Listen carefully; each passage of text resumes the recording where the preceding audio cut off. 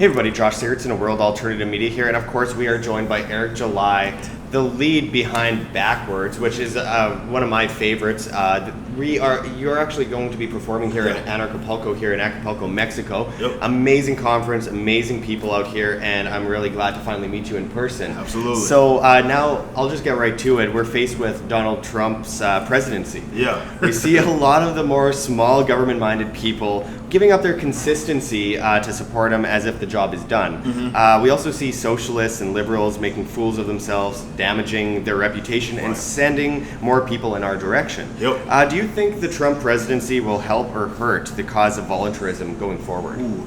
Well, I would say, the question I ask a lot is like obviously compared to the alternative, and so compared to who in this case, Hillary. Yeah. And I would think, yes, honestly, if I have to compare it to her, I would say that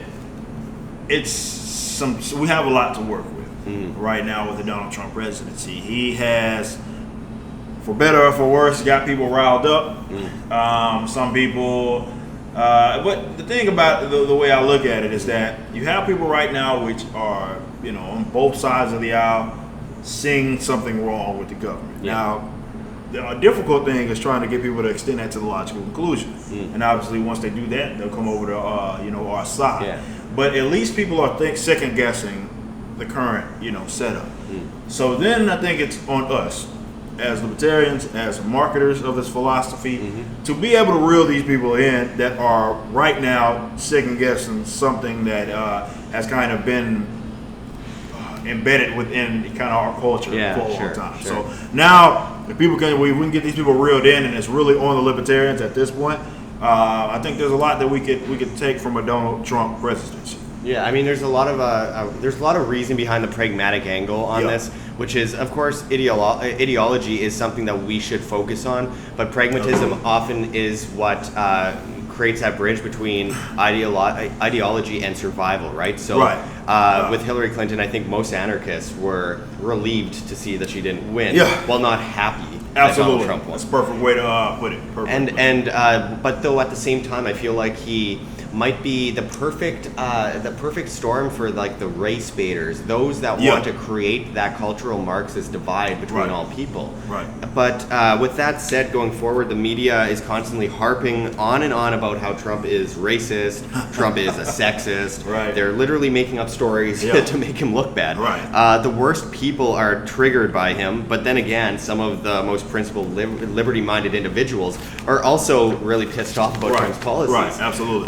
So what do you think are the real issues people should focus on criticizing the Trump administration? I think we should stick to the econ of it all, the economics of it all, because those are obviously the deals that are going to affect us all. So staying focused on that, and there's a lot of bad positions that he's taken. Yeah. We could talk about trade. We could talk about just about anything from the economic standpoint. I think if we focus on that, we'll be better off. But this whole nonsensical, he's a sexist, he's a racist, I don't understand why people think this is somehow a working strategy when you consider that essentially people were calling him that throughout the whole election, and he won. And there's so many experts, even people on our side, who were playing the whole, he's just a plant to make Hillary look good. Everybody was essentially wrong about this outcome. So, considering that, I would hope people revisit their approaches. And calling people sexist, calling people racist, it's not really the most effective way. And I would argue that pushes people into Trump's direction, because people get tired of that. You get people that can't even have conversations with leftists, for example, without being called some type of, woman-hating, racist, poor-hating person. You know what I mean? People get tired of that, after a while. And Donald Trump kind of stood as a person that was against all that. Even though he had horrendous policies, he stood up against that. And that pushed seemingly people in his direction. So absolutely. People need to just stick to the things that he's bad on that we could actually prove, as opposed, even with the recent whole travel ban. You got people being dramatic about that, and it was all Muslim ban. It's like there's no damn Muslim ban. Yeah. The countries with the largest Muslim populations were not affected by this ban. Yeah, with that said, and you're absolutely right bringing this into the equation, because the media basically made up a story there. They said it was a Muslim ban. Now, at the same time, that doesn't justify the use of force against people crossing that line. Absolutely. But the fact is, the media never goes for the actual meat of the story. They always make something up in order to incite people to infight. Yep. Isn't that the greatest part of the divide, though? Because everyone's infighting and no one's fighting the enemy. Yeah, and I think that's somewhat by design. You know what I mean? Because the more we're bickering and talking about things that are non-issues, or at least not talking about because the problem, like when we talk about this travel ban, when we're talking about something that it is not, we're not talking about why this is wrong. Yeah. You know what I mean? Here we are talking about Muslim ban, and it never was anything like that, as opposed to focusing on, all right, well, is this legitimate? Is this right? Is this just? Why is that the case? Why is that not the case? Instead of focusing on that, where we can, prove we're running off of some phantom nonsense Muslim ban that caught on, that it was nothing, it had nothing to do. Yes, these countries were predominantly, Muslim, but that's just, again, by default. It had nothing to do with, the Muslim, ban. And some people did pull in the whole, and I have to say this for the interview, because a lot of people pulled out the whole, there was a clause in it that spoke about if people were under some religious prosecution as a minority religion, then they will be have priorities set. Now, what goes to show, the media blew that even part up, and they made that seem as if they weren't also banned, but they were still banned. They just had priority in terms of, all right, when they're trying to getting vetted and trying to come into the country, they would have priority over others, but they're still banned. It wasn't. But people, for whatever reason, tried to paint it as if it was a situation that, well, anybody that was Christian got off free and weren't banned. Everybody that was Muslim, that had nothing to do. It was just it's a height of absurdity. And I mean, I find that the left constantly talks about tolerance, despite being probably the most intolerant bunch of folks you've ever seen in life. Right. You know what I mean? And I think that people like yourself stand out, and of course I know you've gotten this before because you are African American, and there is a problem where the state is trying to use African Americans in order to perpetuate the state. Oh, that's what they need. I mean, it's when they perpetuate this racism, and because I look at, for example, my own kind of leading to libertarianism, and I never even crossed into conservatism. I never went that route. I was a leftist and went straight to libertarianism. Yeah. But even, and I know conservatives, probably black conservatives, get it more than I do. I mean, when I stopped being a leftist, I mean, I got called all the racist terms by, those guys who claim to be about tolerance and everything else. The minute you don't think outside, they have a mold that they've already set for you as a minority. Yeah. And the minute you step outside of that mold, where you're a threat, and you're not an authentic, black person, which is insane.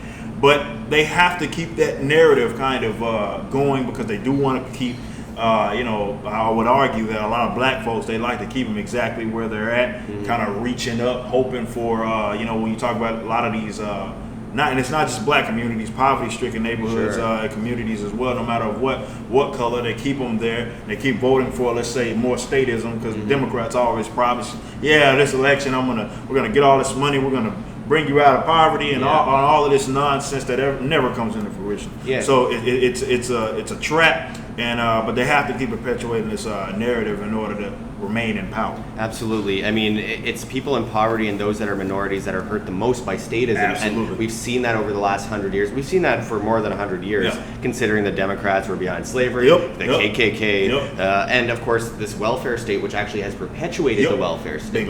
Bingo. Hegelian dialectic. Now, I wanted to go into this because, of course, Backwordz, as I've written down here a few weeks ago, but I'm saying face to face with you right now, is kicking ass and taking names. And you guys have quickly become the most anarchist and voluntarist favorite group, anarchists across the world and voluntarists, and by that I don't mean ANCOMs and not those guys. No. Not those guys. No. But voluntarists and ANCAPs love you because they're aren't a lot of bands out there like you and Right. doing what you do.